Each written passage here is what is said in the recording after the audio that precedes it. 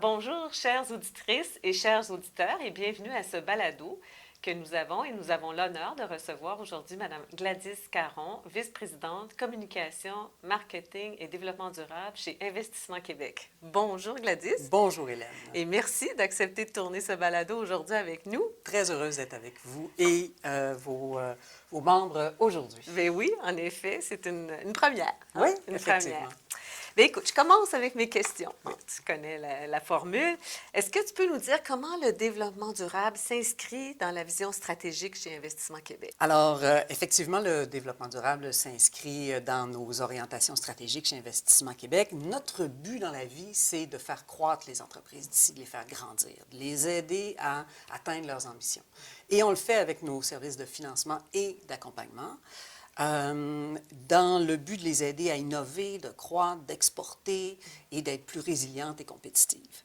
Dans ce contexte-là, notre positionnement qu'on a pris en matière de développement durable, c'est dans notre rôle de développement économique, c'est notre mission première de faire du développement économique, on veut influencer les entreprises, les aider à comprendre les avantages, les risques associés à s'engager ou ne pas s'engager dans la transition. Les influencer, leur montrer quelles sont les actions qu'ils peuvent prendre. Donc, jouer un rôle d'influence, un rôle d'accompagnement auprès d'eux, tout en respectant le rythme auquel le marché évolue, la réglementation évolue. Donc, on pense que c'est très important d'avoir cet équilibre-là.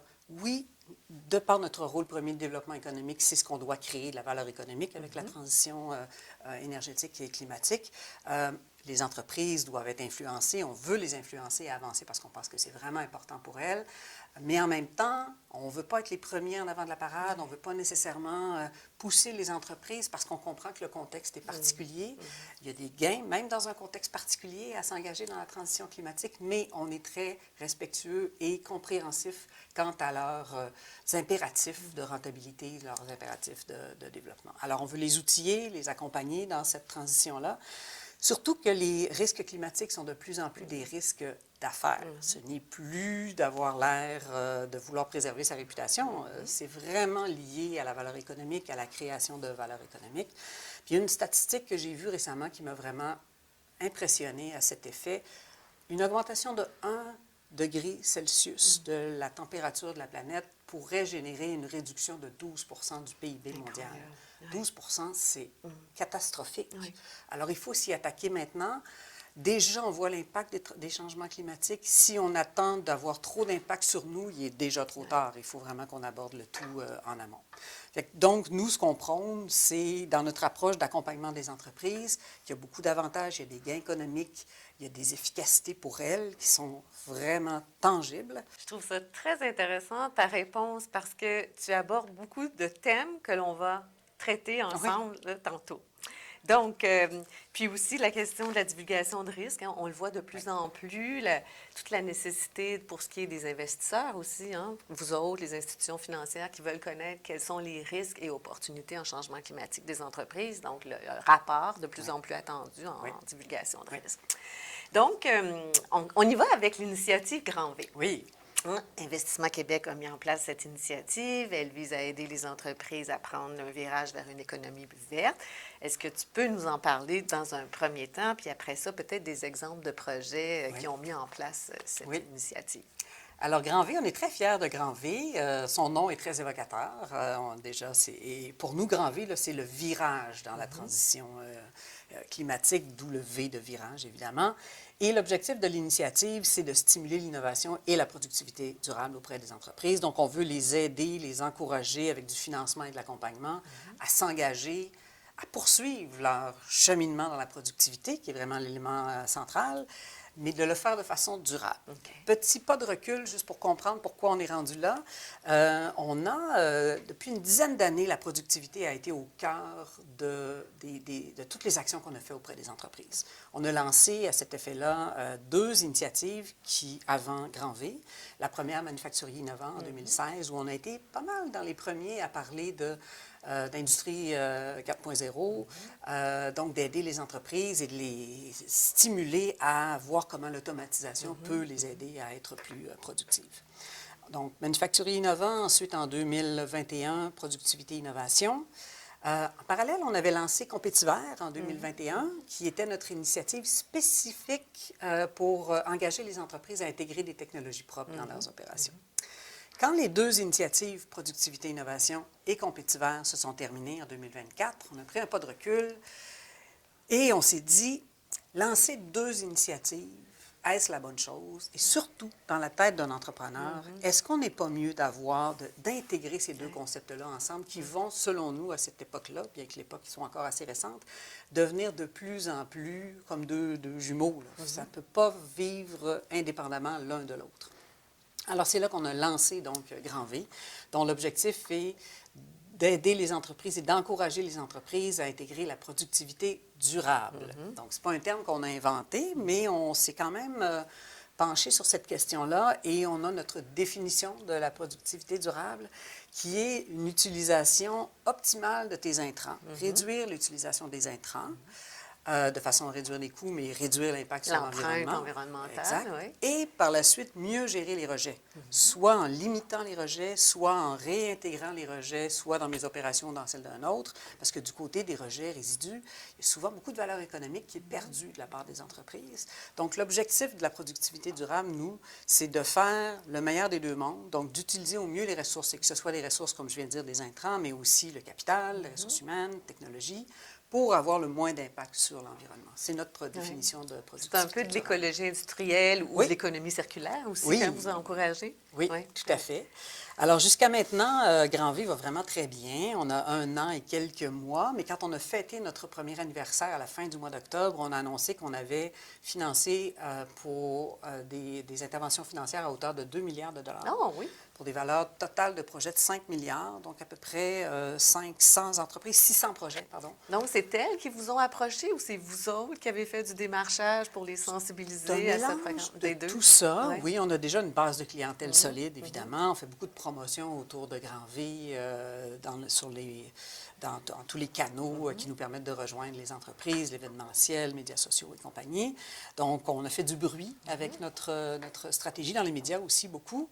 Alors, les entreprises viennent vers nous. Elles savent qu'on a souvent des solutions de financement et d'accompagnement, parce que dans ce cas-là, on a vraiment lié, c'est un hybride. C'est à la fois du financement et de l'accompagnement technologique avec nos équipes d'experts. Donc, c'est devenu un peu un réflexe pour les entreprises de venir voir comment on peut les aider. Et nous, bien, c'est notre travail à tous les jours de les sensibiliser. Donc, c'est un échange de bonnes pratiques entre de bons procédés. 500, c'est quand même beaucoup. Oui, c'est quand même beaucoup. 2 milliards de dollars investis en productivité durable, c'est beaucoup aussi dans une seule année. Donc, on est très contents des résultats jusqu'à maintenant. Puis, est-ce que tu peux nous donner un exemple ou deux, je ne sais pas, de projets que vous avez financés? Oui, j'ai un premier cas d'une entreprise dont on ne peut pas nommer le nom, ça, c'est correct, qui est dans le domaine des ressources naturelles, qui fait l'acquisition d'équipements de production très avancés, intégrant l'intelligence artificielle notamment, et qui lui a permis de réduire ses besoins en carburant de 23 Oh.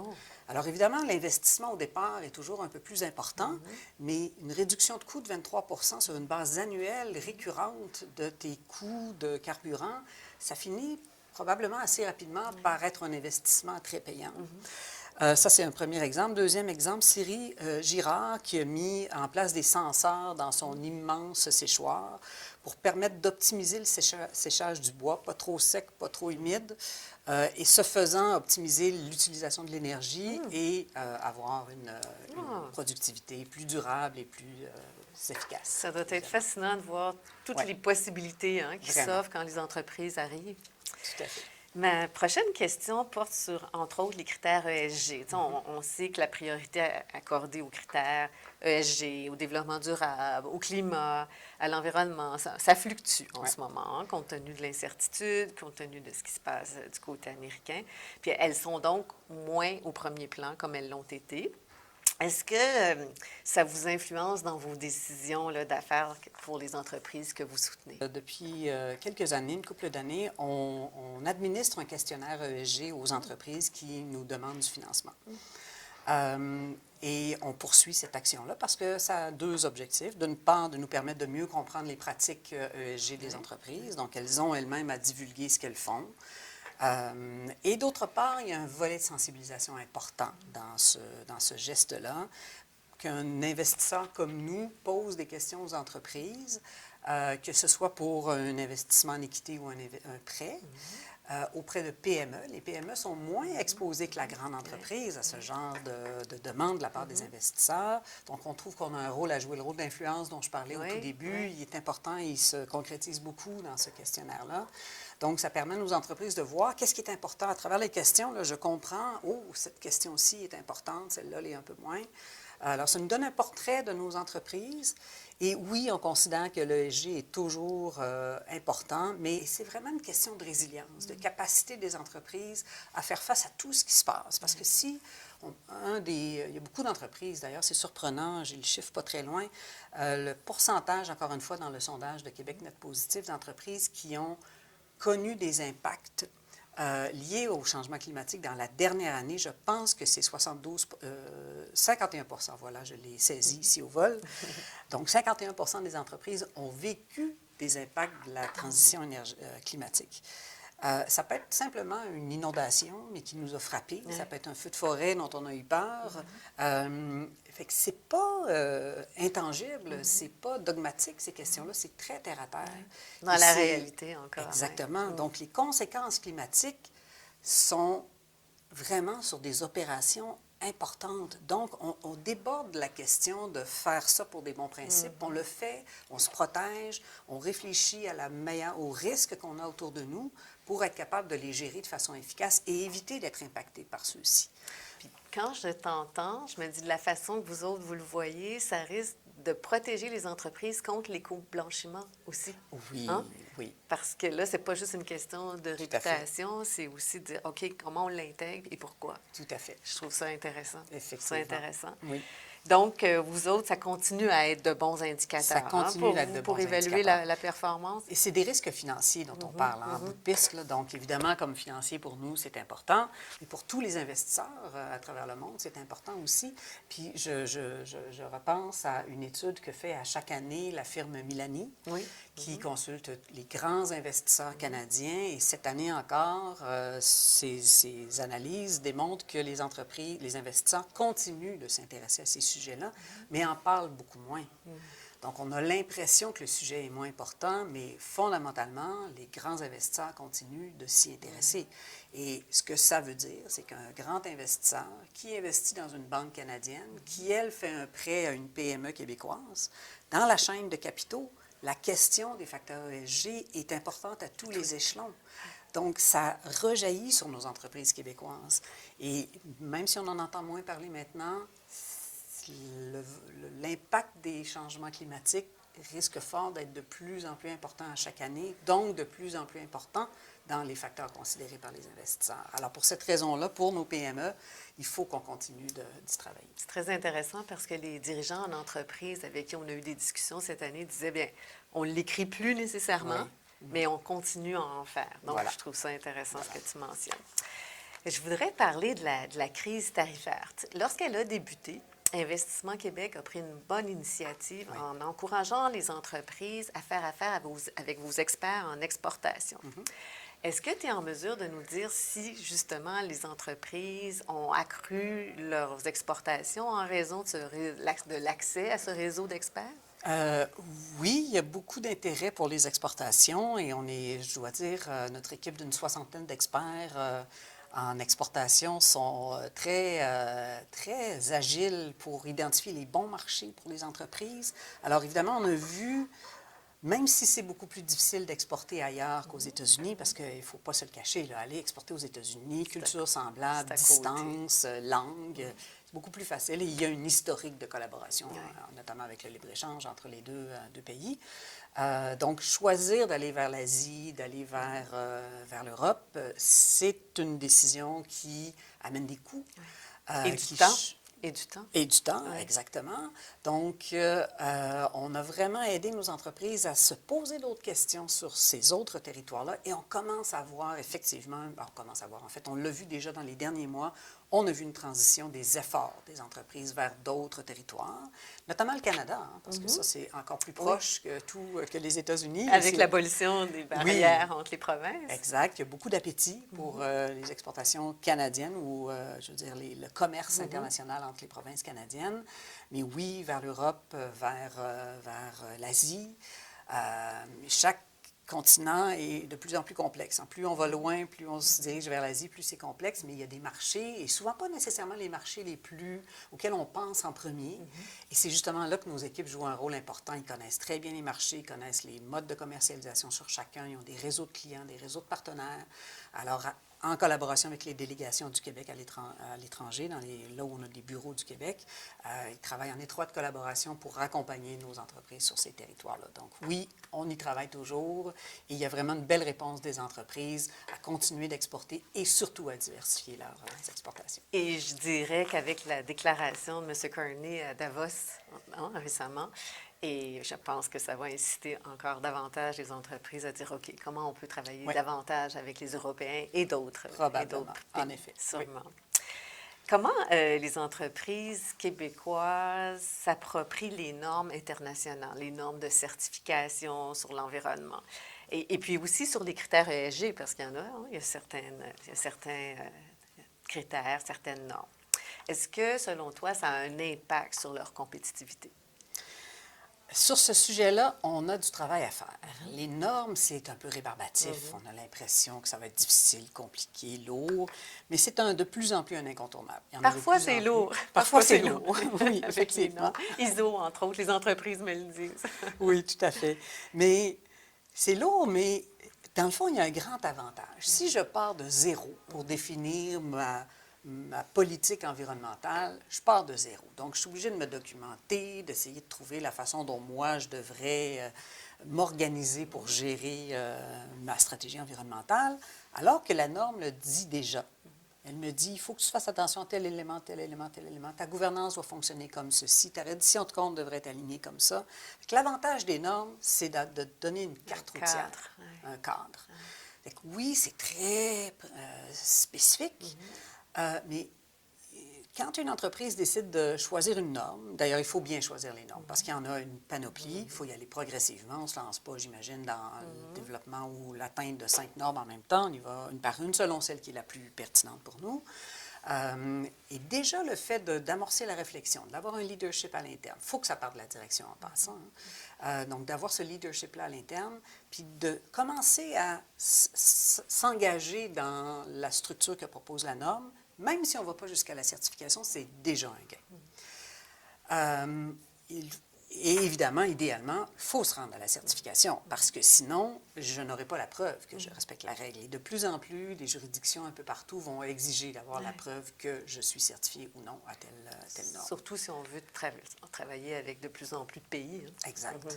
Il faut comprendre aussi toute la pertinence des normes. Comme entreprise, ça me donne un cadre. Le donneur d'ordre, lui, de son côté, s'il veut savoir, sans avoir à aller faire des audits très détaillés auprès de chaque entreprise, quand je sais que cette entreprise-ci se conforme à une norme, je le sais qu'elle rencontre tel et tel standard qui ont été audités par un tiers. Donc, ça me rassure comme donneur d'ordre. Ça a fait reposer la responsabilité sur l'entreprise, mais cette dynamique-là entre les deux est quand même intéressante à établir. Fait que c'est un gain aussi d'efficacité pour une entreprise. Au lieu de recevoir X entreprises qui vont, donneurs d'ordre potentiels, qui viennent vérifier mes opérations, m'auditer, j'en ai un.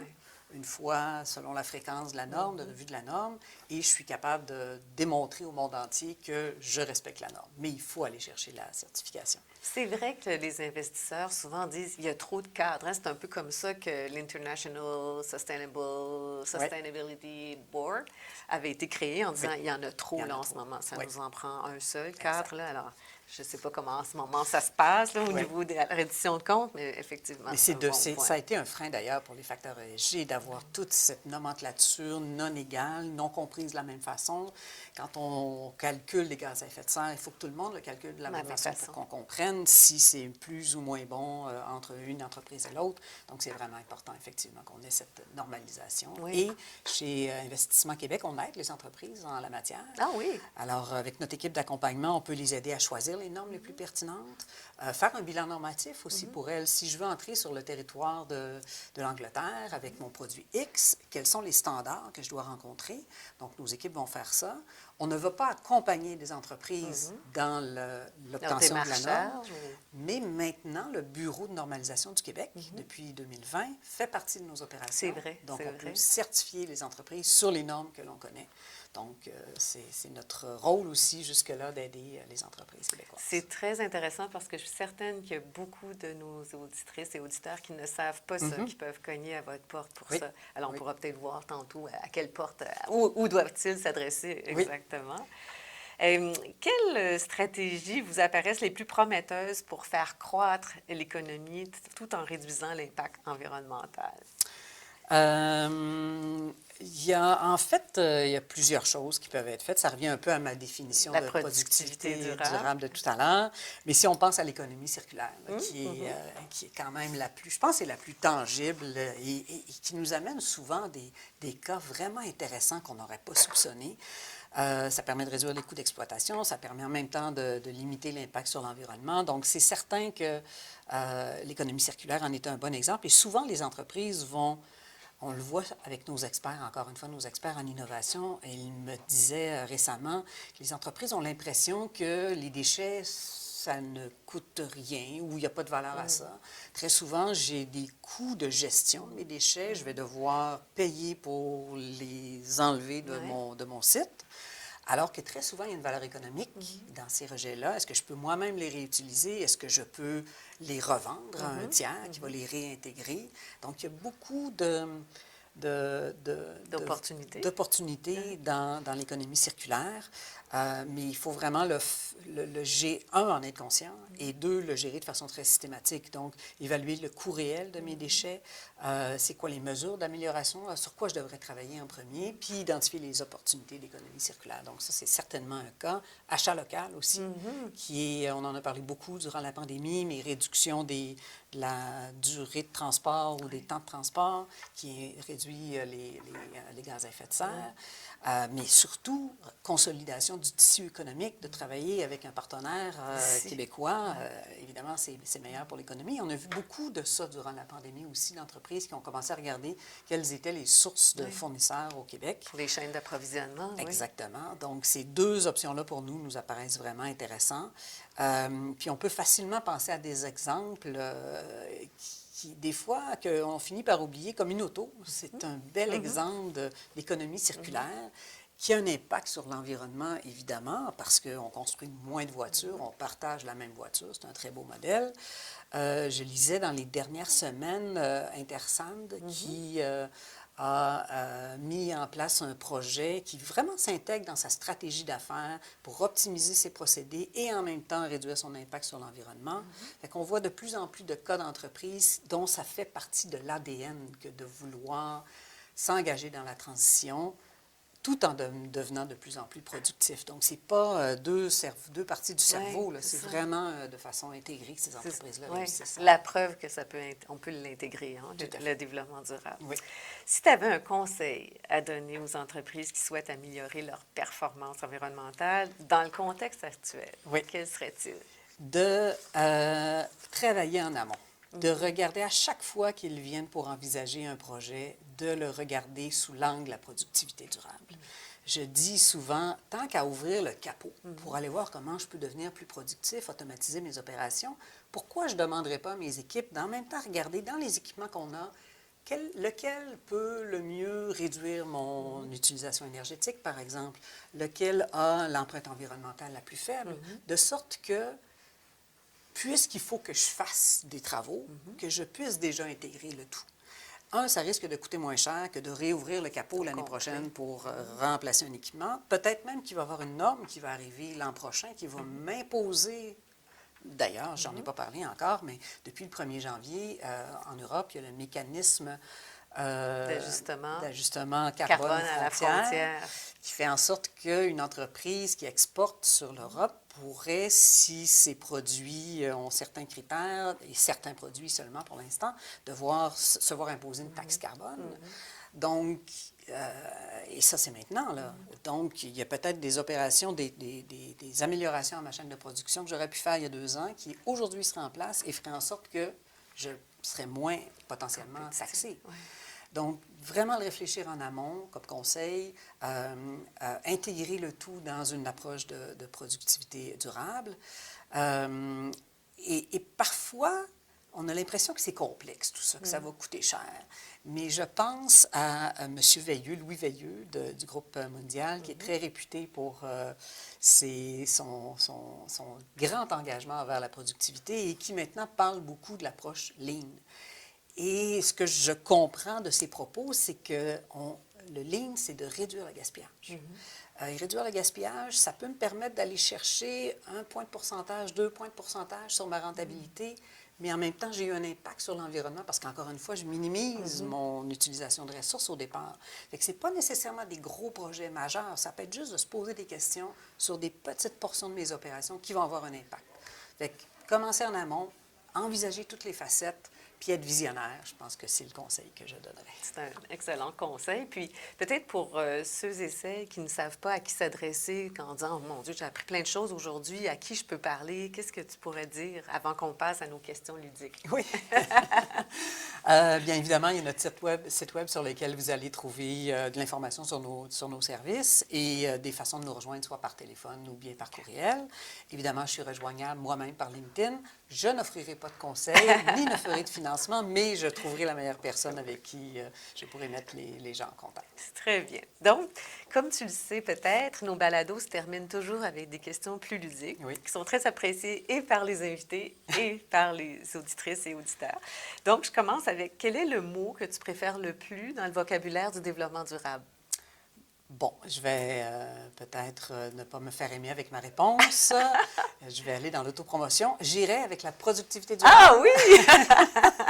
Pas aller chercher tellement loin. Mais pour moi, c'est vraiment...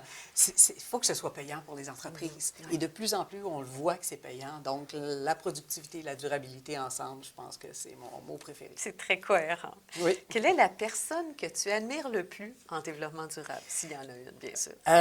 J'irai sur le groupe de personnes. Oh oui. J'irai sur nos entrepreneurs visionnaires. Je parlais d'Intersan tout à l'heure, j'ai parlé de Communauto, je pense à Hugo Work, qui travaille depuis plusieurs années pour développer des technologies et aider les entreprises dans une pensée écologique. On pense à Cascade. Il y a plein d'entreprises au Québec qui font des choses vraiment fantastiques. Artopex, qui est une des premières entreprises qu'on avait eues dans un balado pour parler du sujet. Alors, ce serait mon coup de cœur, les entrepreneurs québécois. Mais moi, je dis toujours que ce qui me fascine chez les entrepreneurs, les gens en entreprise, c'est l'ingéniosité. Ah, et puis, ce sont des catalyseurs de changement. Oui. Alors, je suis tout à fait d'accord avec ce que tu mentionnes. Est-ce qu'il y a une fierté dont tu es particulièrement fière en termes de développement durable au Québec? Peut-être 2 choses. L'hydroélectricité, c'est évidemment ce qui nous vient en tête. Là, on a été très, très visionnaires il y a de nombreuses années et beaucoup de gens sont jaloux de nous. Mais je dirais aussi l'ADN du Québécois. On voit beaucoup d'initiatives locales, communautaires, des gens qui décident, moi, je veux vraiment m'investir pour limiter l'impact sur l'environnement. À l'échelle de chacun d'entre nous, ça a très peu d'impact, mais que tout le monde s'engage, que beaucoup de Québécois s'engagent. Puis je trouve qu'il y a quelque chose dans notre culture, ça, je suis bien fière de ça. Très proactif aussi. Oui, hein? oui. Puis ma dernière question, qui fait toujours sourire, Oui. c'est si la réincarnation existait, est-ce qu'il y a un animal, un arbre, une fleur dans lequel tu souhaiterais te réincarner? J'ai bien réfléchi pour essayer de trouver lequel pourrait être représentatif et j'ai choisi la gazelle. Oh! Alors, ceux qui me voient au bureau vont comprendre parce que je suis réputée pour marcher vite.